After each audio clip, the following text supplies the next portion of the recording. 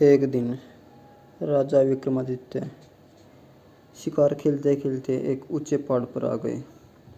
वहाँ उन्होंने देखा एक साधु तपस्या कर रहा है। साधु की तपस्या में विघ्न नहीं पड़े, यह सोचकर वे उसे श्रद्धापूर्वक प्रणाम करके लौटने लगे। उनके मुड़ते ही साधु ने आवाज़ दी और उन्हें रुकने को कहा। विक्रमादित्य रुक गए और साधु ने उनसे प्रसन्न होकर उन्हें एक फल दिया। उसने कहा, जो भी इस फल को खाएगा तेजस्वी और यशस्वी पुत्र प्राप्त करेगा। फल प्राप्त कर जब वे लौट रहे थे तो उनकी नज़र एक तेजी से दौड़ती महिला पर पड़ी। दौड़ते दौड़ते एक कुएं के पास आई और छलांग लगाने को तैयार हुई। विक्रम ने उसे थाम लिया और इस प्रकार आत्महत्या करने का कारण जानना चाहा। महिला ने बताया कि उसके कई लड़कियां हैं पर पुत्र एक भी नहीं, क्योंकि हर बार लड़की ही जन्म लेती है, इसलिए उसका पति उससे नाराज़ है और गाली गलौज तथा मारपीट करता है।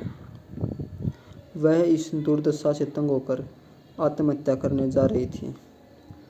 राजा विक्रमादित्य ने साधु वाला फल उसे दे दिया तथा आश्वासन दिया कि अगर उसका पति फल खाएगा तो इस बार उसे पुत्र ही होगा। कुछ दिन बीत गए। एक दिन एक ब्राह्मण विक्रम के पास आया और उसने वही फल उसे भेंट किया। विक्रम स्त्री की चरित्रहीनता से बहुत दुखी हुए। ब्राह्मण को विदा करने के बाद वे फल लेकर अपनी पत्नी के पास आए और उसे वह फल दे दिया। विक्रम की पत्नी भी चरित्रहीन थी और नगर के कोतवाल से प्रेम करती थी। उसने वह फल नगर कोतवाल को दिया ताकि उसके घर यशस्वी पुत्र जन्म ले। नगर कोतवाल एक वेश्या के प्रेम में पागल था और उनसे वह फल वेश्या को दे दिया। वेश्या ने सोचा कि वेश्या का पुत्र लाख यशस्वी हो तो भी उसे सामाजिक प्रतिष्ठा नहीं प्राप्त हो सकती। उसने काफ़ी सोचने के बाद यह निष्कर्ष निकाला कि उस फल को खाने का असली अधिकारी राजा विक्रमादित्य ही है। उसका पुत्र उसी के तरह योग्य और सामर्थ्यवान होगा तो प्रजा की देखरेख अच्छी तरह होगी और सभी खुश रहेंगे। यह सोचकर उसने विक्रमादित्य को वह फल भेंट कर दिया। फल को देखकर विक्रमादित्य ठगे से रह गए। उन्होंने पड़ताल कराई तो नगर कोतवाल और रानी के अवैध संबंध का पता चल गया। वे इतने दुखी और खिन्न हो गए कि राज्य को जो का त्यों छोड़कर वन चले गए और कठिन तपस्या करने लगे। चूँकि विक्रमादित्य देवता और मनुष्य को समान रूप से प्रिय थे, देवराज इंद्र ने उनकी अनुपस्थिति में राज्य की रक्षा के लिए एक शक्तिशाली देव भेज दिया। वह देव नृपविहीन राज्य की बड़ी मुस्तैदी से रक्षा और पहरेदारी करने लगा। कुछ दिनों के बाद विक्रमादित्य का मन अपनी प्रजा को देखने को करने लगा। जब उन्होंने अपने राज्य में प्रवेश करने की कोशिश की तो देव सामने आ खड़ा हुआ। उसे अपनी वास्तविक पहचान देने के लिए विक्रम ने उससे युद्ध किया और पराजित किया। पराजित देव मान गया कि उसे हराने वाला विक्रमादित्य ही है और उसने उन्हें बताया कि उनका एक पिछले जन्म का शत्रु यहाँ आ पहुँचा है और सिद्धि कर रहा है। वह उन्हें ख़त्म करने का हर संभव प्रयास करेगा।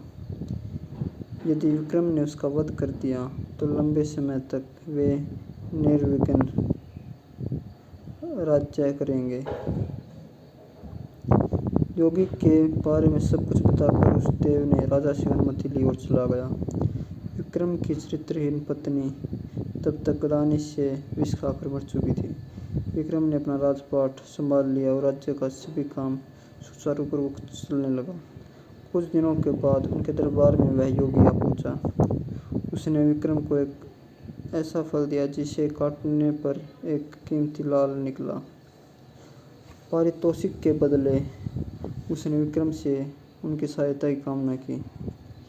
विक्रम सहर्ष तैयार हो गए और उसके साथ चल पड़े। वे दोनों शमशान पहुँचे तो योगी ने बताया कि एक पेड़ पर वेताल लटक रहा है और एक सिद्धि के लिए उसे वेताल की आवश्यकता है।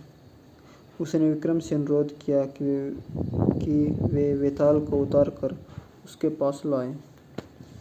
विक्रम उस पेड़ से वेताल को उतार कर कंधे पर लाद कर लाने की कोशिश करने लगा।